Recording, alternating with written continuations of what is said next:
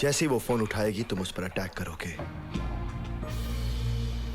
और याद रखना, फोन डिस्कनेक्ट नहीं होना चाहिए। मरते वक्त मैं उसकी एक एक चीख सुनना चाहता हूं।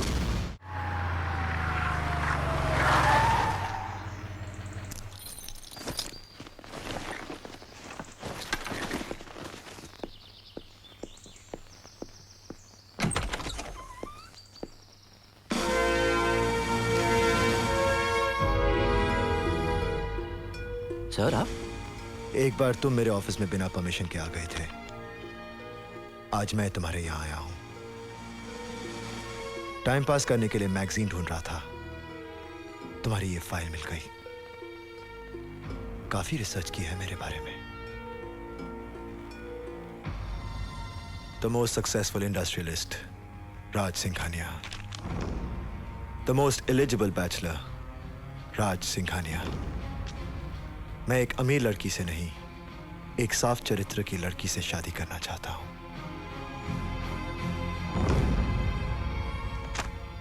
I'm impressed. Good work. Thank you sir. आप पहली बार मेरे घर आए हैं, बताइए मैं आपकी क्या सेवा कर सकता हूं? तुमने प्रिया की शादी मुझसे करवा दी, इससे बढ़कर और सेवा क्या कर सकते हो? आज तो मैं तुम्हारे लिए कुछ करने आया हूं।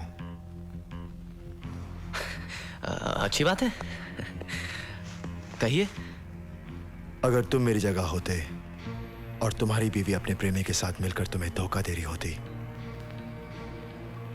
तो तुम क्या करते? मैं तो उसे धक्के मार के घर से निकाल देता। तलाक के पेपर्स उसके मुंह पे मारता मैं।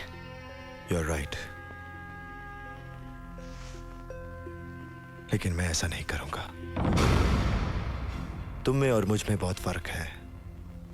तुम्हारी तो इतनी भी हैसियत नहीं कि खुद अपने दम पर किसी झोपड़े में रह सको। वो तो रहम खाकर इस बंगले के मालिक ने तुम्हें यहाँ रहने की परमिशन दे दी, नहीं तो फुटपाथ पे होते। एक और जगह है जहां मैं रहता हूं, वो है आपकी बीवी का दिल। मिस्टर राज सिंघानिया, एक पति के लिए इससे बड़ी शर्म की बात नहीं हो सकती कि उसकी बीवी शादी के बाद भी उसे नहीं अपनी आशिक को चाहती है। आशिक? आशिक वो होता है अगर कोई उसकी महबूबा की तरफ नजर उठाकर भी देख ले तो वो देखने वाले की आंखें निकाल ले। तू आशिक नहीं, दलाल है, दलाल। और आज मैं यहां तुझे तेरी दलाली देने आया हूं। तेरी औकात तो नहीं, लेकिन बात राज सिंघानिया की बीवी की है, इसलिए मैं तुझे 5 करोड़ दूंगा। प्रिया की जिंदगी से निकलने के लिए? नहीं, प्रिया को जान से मारने के लिए।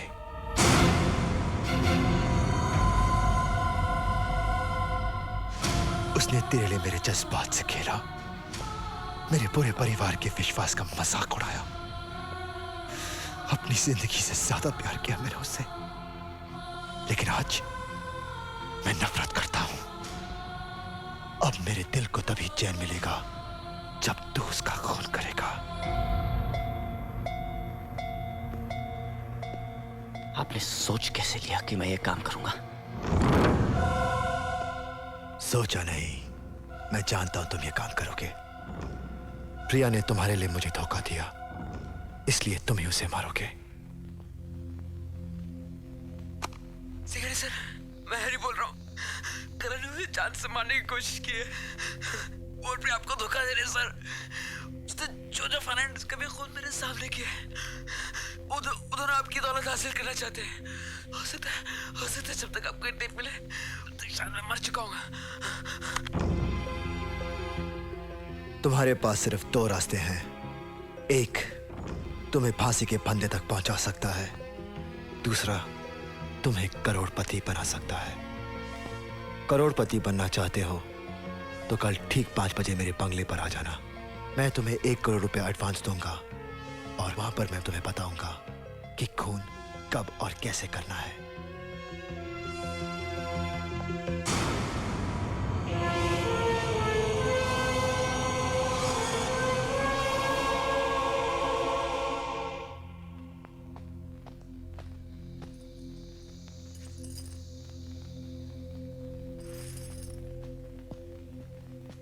आज तुमने आने में बहुत देर कर दी। एक जरूरी मीटिंग थी। क्या बात है, कुछ परेशान लग रहे हो? हाँ, एक डील थी जिस पर जिंदगी का दाव लगाया था, वो फेल हो गई। कैसे? किसी अपने ने बहुत बड़ा धोखा दिया है। कोई ऐसा अपना जिस पर मैं उतना ही विश्वास करता था जितना मैं तुम पर करता हूं। लेकिन ऐसे धोखे आदमी बार बार नहीं खाता, और अब तो मैं उसे पहचान भी चुका हूं। सिर्फ 1-2 दिन की बात और है, फिर सब ठीक हो जाएगा। और हां, कल रुस्तम अंकल के यहाँ उनकी एनिवर्सरी की पार्टी है, तुम जरूर जाना। तुम नहीं आओगे? नहीं, कल इसी डील के सिलसिले में एक लास्ट मीटिंग है, लेकिन तुम जरूर जाना, वरना रुस्तम अंकल को बहुत बुरा लगेगा।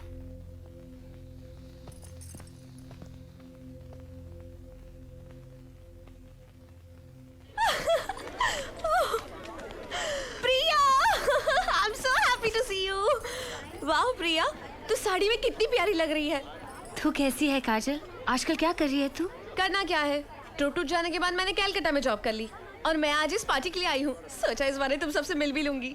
बाय द वे, तू बाकी ट्रुप के मेंबर से मिलती है ना? और अब तक करण क्या कर रहा है? ट्रुप टूट जाने की वजह से बहुत अपसेट होगा ना बेचारा।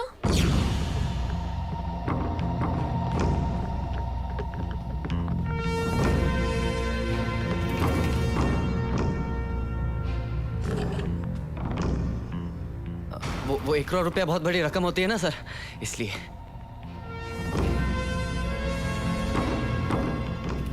क्या देख रहे हो? ऐसे बंगले मेहनत और बिजनेस से बनते हैं, दलाली से नहीं।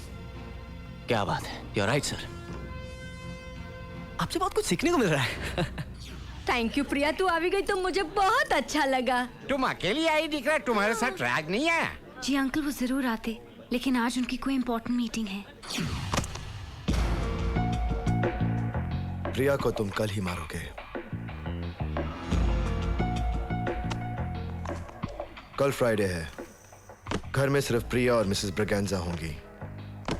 ठीक 4:30 बजे मिसेस ब्रगैंजा चर्च जाती हैं। वो अपने रिमोट से गेट खोलकर बाहर जाएंगी। गेट बंद होने में 30 सेकंड लगते हैं। उसके पहले तुम अंदर आ जाओगे। और ख्याल रखना, गेट और बाउंड्री पर सिक्योरिटी अलार्म लगे हैं। ए प्रिया, क्या हुआ? तेरा मूड क्यों ऑफ है? ऐसी कोई बात नहीं है। तू जरूर मुझसे कुछ छुपा रही है। देख प्रिया, मैं तेरी बेस्ट फ्रेंड हूँ और दोस्तों को दिल की बात बताने से दिल का बोझ हल्का हो जाता है।